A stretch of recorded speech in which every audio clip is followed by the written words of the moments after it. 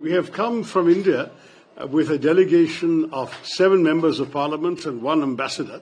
And we, in the 7 members, represent 5 political parties, 7 different states. Our example. There you are. 7 different states, 3 different religions. It's a diversity of India. But we are united in the message we bring, and that's what I'll be talking to you about in a minute. Our new ambassador has just presented his soft credentials this morning. So I had opportunity after. I arrived last night. So we hope that he will be seeing more of you in the time to come. But may I briefly present my colleague, Mr. Bhuvaneshwar Kalita is a senior member of parliament from Assam in the northeast of India. Mr. Sarfaraz Ahmed is from Jharkhand in the east as well. Taranjit Sandhu is our former ambassador in Washington till last year. On the left is Ambassador Dinesh Bhatia. Then we have Tejasvi Surya, who is a member of parliament from Bangalore. To his left, Shashank Mani Tripathi, who is a member of parliament from a state that has more people than Brazil does, UP, Uttar Pradesh. I was trying to explain to my barber today, where I went, that India has about 1/3 of our territory, but 6 times our population. People, exactly. I envy your lack of density. And of course, hundreds and hundreds of years of civilization before Brazil was even known. That is true, sir. Very, very proud to recognize that. And finally, Harish Balyogi, who is from Andhra Pradesh, as you know, in the southeastern coast.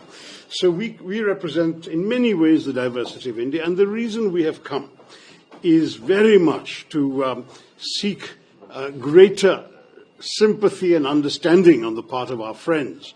And also countries that are not necessarily our friends, but you are in the high friends category, for our situation in recent months.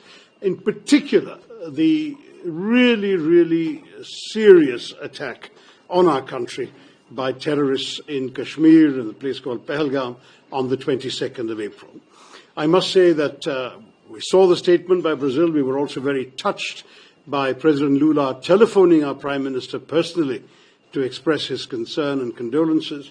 But as you know, in the couple of weeks that followed, absolutely no action was taken to bring the perpetrators to heel or even to look for them in Pakistan. We have identified 4 of them that crossed over from the other side, but there's absolutely no effort made. So finally the government decided it had to send a very strong message. And this is why on the 7th of May, India struck 9 terrorist bases. And I say this very carefully. You know, Celso, from your years at the United Nations, and I think this is the first time I'm seeing you in an Indian capacity. I've always met you as a UN official. Let me say that here we are looking at organizations listed by the 1267 Committee at the UN. These are organizations whose terrorist standing is not in doubt. They're also on the terrorist designate list of the United States government. And their headquarters, base camps. In the United Nations also. Yes, in the sanctions, terrorist sanctions committee, 1267 committee.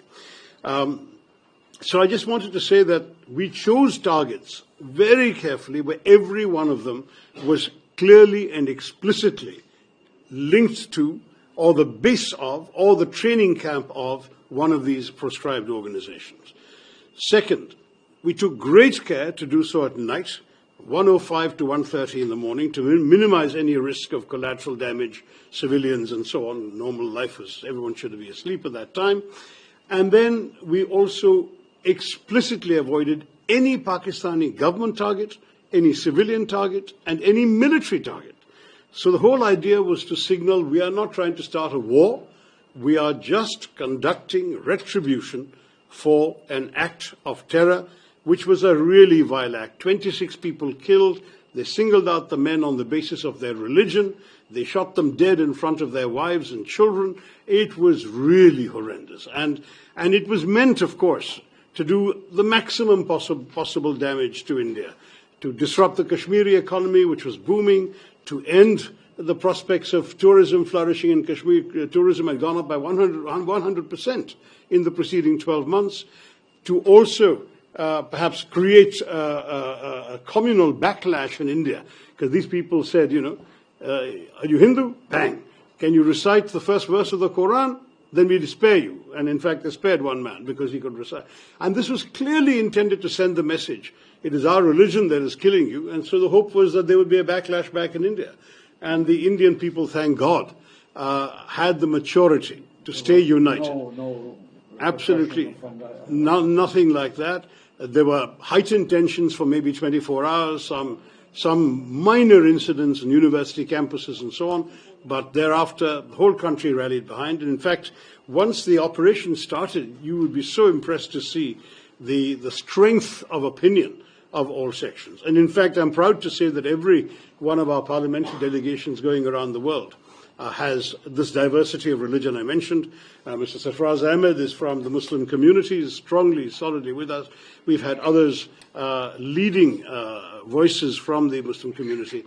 And of course, the Kashmiri people, the Kashmiri chief minister, who was elected in an election with a 64% turnout quite recently.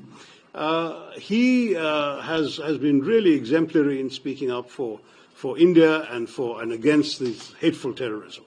But you see, Celso, you understand these phenomena so well. I don't want to preach to somebody as knowledgeable as you are. But this is a particularly troubling matter because it is about the use of terrorism as an instrument of state policy. You know, when we struck those terror bases on the 7th, as I said, every one of those bases identified linked to terror. Next morning, there is a funeral at one of the sites, conducted by a person who's also named in the committee, Hafiz Abdul Rauf, who's an elite figure named in the United Nations Sanctions Committee. He is conducting the funeral, and look who's attending. Uniformed officers of the police and military of Pakistan. These are all military officers, and there are a couple of police people, senior officials. This is what is going on in Pakistan. This organization, the LET, has created this front called the Resistance Front, so-called. We have been reporting about the Resistance Front to the UN Sanctions Committee time after time. 3 times we've already given details. They claimed credit for the terrorist killings. The next day they repeated that claim. And then when people realized the gravity of it, their handlers in Pakistan got them to delete the claim. But the claim is on record for a full 24 hours. And what is deeply disquieting is when India encouraged our friends on the Security Council to mention the Resistance Front in the press statement that the Security Council issued, the Pakistan government, I'm sorry to say with the support of your friends in China, took out the name. So there is not even a reference to the organization. I have many friends. Yes, of course, and we are also your friends. But we are not on the council. These guys are, and neither are you these days, which is our loss. We have to change that situation, sir. Both of us should be on the council together on a more durable basis. But to come back to the story, so we conducted this. The Pakistanis were told very clearly, and the world was told, this is a retribution, not the beginning of a war. If you leave this alone, we will leave you alone. Pakistan instead chose to react with disproportionate artillery shelling on civilian areas. They killed 19 civilians in one district alone, on Poonch in Kashmir. The Pakistani Army. This time official Pakistani army attacked us. They killed 19 civilians. They hit a Sikh temple, a Gurudwara. They hit a convent, the convent of the Carmelites of Mother Mary.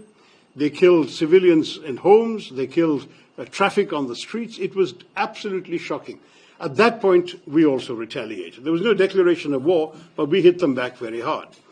The day after that, they sent drones and missiles. Over 400 drones came across our border, and they fired missiles. I'm proud to say our air defenses proved equal to the task. We, in turn, on the night of the 9th, 10th of May, hit 11 Pakistani military targets. These were airfields of the Pakistani Air Force. It was when, more or less. Well, we to keep the calendar, this is more or less. So the whole thing is 88 hours. The entire conflict was 88 hours. Because once we hit these airfields, and there are satellite pictures, not just from us, but commercially available satellite pictures, showing craters in the main airfields of the Pakistan Air Force, after that they asked for peace. They said, let's stop firing. There was a call. You see, the hotline between the two Directors General of Military Operations is always open. So their Director General called ours in the morning of the 10th of May, afternoon at 3:30, a formal call was arranged. They proposed cessation of firing at 5 p.m. We agreed instantly. And I stress this agreed instantly point because our line had throughout been, we don't want a war. Our line had throughout been that we as India are focused on our growth and development. We have no wish to do anything but promote the prosperity and well-being of our people. We do not want to be distracted by conflict and terrorism and war. But you cannot think that you people can walk across your border and kill us and go away with impunity. So the message was, if they do that, there will be reprisals. There will be a price to pay. But thereafter, we are not interested in a conflict against the whole Pakistani nation and people with whom we have no quarrel. Now, what happened as soon as this was proposed was that we stopped, and though for a couple of hours there were some people on the other side who violated the agreement, it subsided very quickly, and now we have 3 weeks of pretty much calm on the border. So the story is to that degree, for the moment, over. It's a story of an 88-hour conflict.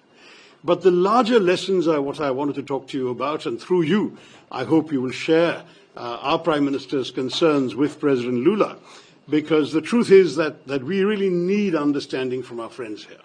This is not some random incident.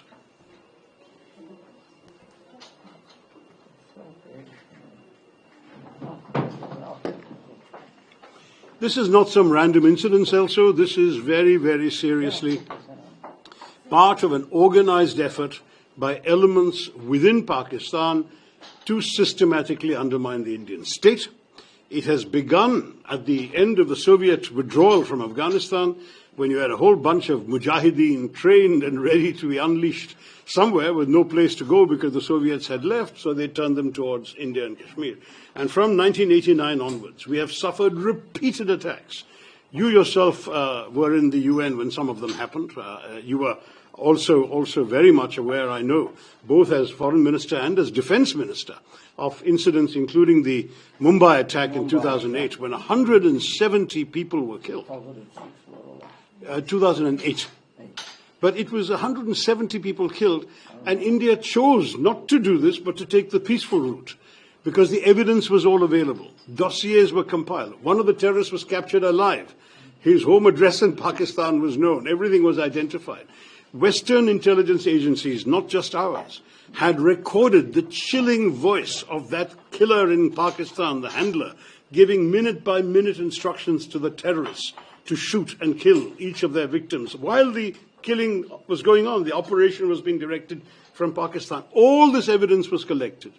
And we thought, the government, which was at that point my party's government, Dr. Manmohan Singh's government, thought that this convincing dossier will result in the end of Pakistani terrorism, that the whole world will tell Pakistan not acceptable, so on and so forth. I'm sorry to say it didn't happen. Full dossiers were given. Pakistan was put on the grey list of the Financial Action Task Force. Not one person has been prosecuted, let alone convicted. Not one. They made a token gesture of arresting one or two of the names that we had provided, which were associated with the dispatch of this mission. The most prominent of them was a character who has since fathered children while he is ostensibly under arrest. Who has since fathered children while he is ostensibly under arrest. That is the kind of arrest that he is enjoying. It's a joke. The Pakistanis are not serious about terrorism. And this is why, time after, the Pakistanis say, let us have a neutral investigation. There could have been no more neutral investigation than the one of 2008. Practically half a dozen Western intelligence agencies had material that was shared and that was collectively presented to the Pakistanis. We said, here is all the material you need to prosecute these people and convict them in your courts. They gave one excuse after the other. But what is worse, sir, is the terrorist attacks continued. There was one serious attempt made by this Prime Minister, Narendra Modi, to make peace with Pakistan, which was on Christmas of December 2015, 7 years after Mumbai. He traveled to Pakistan for the birthday celebrations of the then Prime Minister Nawaz Sharif, whose granddaughter was also getting married on the same day, so he attended both. There was a lot of warmth expressed on both sides. It was a very spontaneous gesture by the Prime Minister, not a long-planned visit. And yet, within 3 weeks, we had a Pakistani attack on an Indian airbase called Pathankot. At that point, the Prime Minister invited the Pakistanis to join the investigation. I say all this because the Pakistanis are again telling everybody, let's have a joint investigation. We did a joint investigation of Pathankot. And what happened? They said, they went back to Pakistan and they said, the Indians did it to themselves. That was the last straw. I mean, the betrayal, the sense of frustration in Delhi has to be imagined. You are talking to a government that on the one hand is friendly to you, but it is unable to control the elements within its own system that go out and kill with impunity. Mumbai was bad enough, but the continuing series of attacks after that. So after this 2015 betrayal, the government decided they would now no longer take this lying down. There would be public retaliation, and it would be physical, kinetic retaliation. So 2015 September, there was an attack in a place called Uri on the line of control with Kashmir. We sent a surgical strike right across the line of control, hit some people very hard there. 2019, January, there was a suicide bombing by a terrorist from Pakistan. 40 people killed in Kashmir. This time we conducted an airstrike in their northwestern province of Khyber Pakhtunkhwa, a place called Balakot. The purpose again was to show the old restraints will no longer be observed. There will now be open action. And this attack was serious enough to warrant hitting Pakistan's heartland, but only terrorist sites initially. And I want to say once again, if Pakistan had not chosen to expand the conflict, we would not have hit Pakistani military facilities. Our message is consistent. We are not looking for war. We are looking only to send a message to terrorists. But through them, we want a message to be heard by those who are providing them safe haven, by those who are financing them, training them, equipping them, guiding them, and sending them across the border.